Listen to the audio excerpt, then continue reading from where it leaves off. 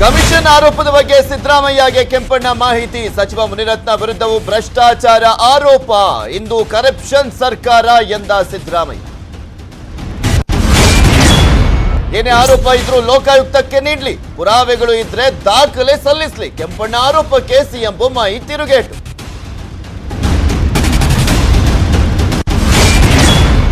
ಸಾವರ್ಕರ್ ರಥಯಾತ್ರೆಯಿಂದ ಬಡವರ ಹೊಟ್ಟೆ ತುಂಬುತ್ತಾ?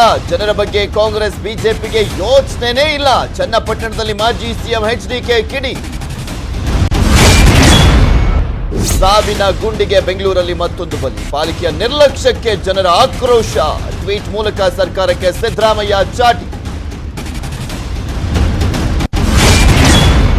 ಕೂಂಬಿಂಗ್ ನಡೆಸಿದ್ರೂ ಸಿಗ್ತಾ ಇಲ್ಲ ಚಿರತೆ. ಬೆಳಗಾವಿಯಲ್ಲಿ 20 ದಿನಗಳಿಂದ ಕಾರ್ಯಾಚರಣೆ. ಆಪರೇಷನ್ಗೆ ಬಂದಿವೆ ಸಕ್ಕರೆ ಬೈಲಿನ 2 ಆನೆ.